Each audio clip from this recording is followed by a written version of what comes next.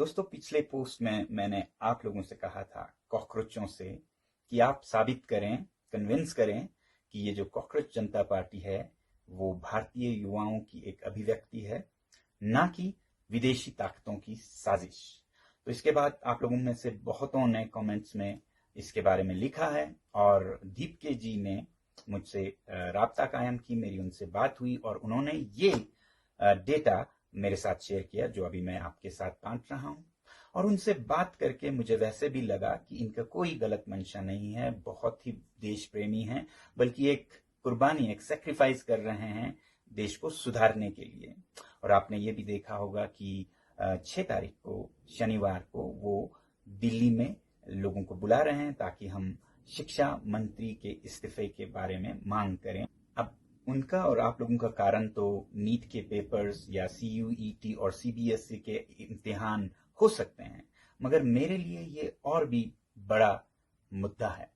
देखिए, पिछले 4 दशकों से मैं शिक्षा के ही क्षेत्र में अपनी जद्दोजहद करता रहा हूं। जैसे ही मैंने इंजीनियरिंग खत्म की, मैं शिक्षा को सुधारने में ही लगा, वो भी सरकारी स्कूलों में, दूर के गांव में। School books teach them, for example, how to make tea, and they can easily produce that back in their answer books. You see, first boil the water, then put the tea leaves and put the milk and things.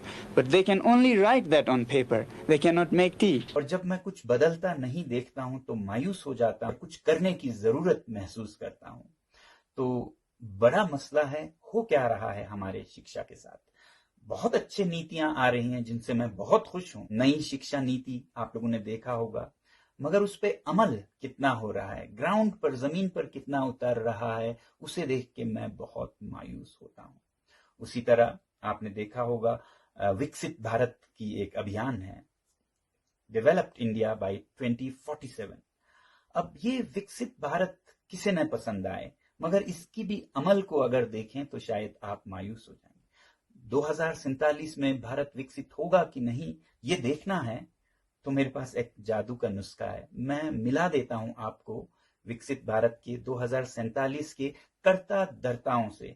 उनकी हालत देखिए और आप बताइएगा क्या विकसित भारत सच होने वाला है। आइए मैं दिखाता हूं। ये वो बच्चे हैं जो आज प्री प्राइमरी क्लासेस में हैं भारत के गांव में। यही होंगे 25-30 साल के 2047 में, यही चला रहे होंगे भारत को। तो क्या आपको लगता है भारत विकसित होने वाला है अगर ये हालत रही हमारे विद्यालयों की?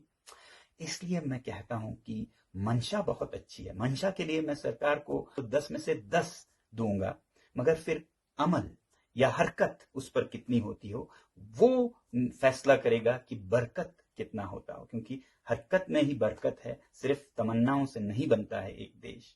तो इसलिए अगर आप देखें पिछले 3 या 4 शिक्षा मंत्रियों को, गूगल कीजिए, देखिए कौन आए, उन्होंने क्या कमाल किया, तो उसे देखकर मुझे नहीं लगता कि विकसित भारत होने वाला है। तो मैं तो इन वजूहात, इन कारणों के लिए शिक्षा मंत्री जी का इस्तीफा चाहता हूं। आपकी बात सही है, नीट के पेपर लीक हुए बहुत बड़ी बात है, इतने लाखों विद्यार्थियों के जिंदगी के साथ खिलवाड़ है, मगर आगे क्या होने वाला है वो सवाल ज्यादा बड़ा है। तो इन सब को सुधारने के लिए मैं आग्रह करूंगा प्रधानमंत्री जी से कि किसी भी स्वाभिमानी देश में, लोकतंत्र में, कोई भी स्वाभिमानी शिक्षा मंत्री, ऐसी बात हो, पेपर्स लीक हो और कुछ चल ना रहा हो, तो वो इस्तीफा देंगे, रेजिग्नेशन देंगे।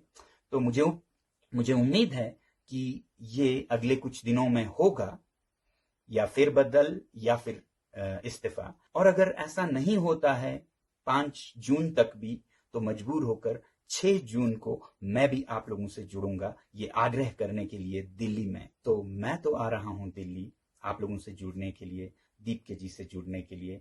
आप भी बताइएगा क्या आप आ रहे हैं। साथियों, मेरा एक नारा रहा है, if not now when, if not us who.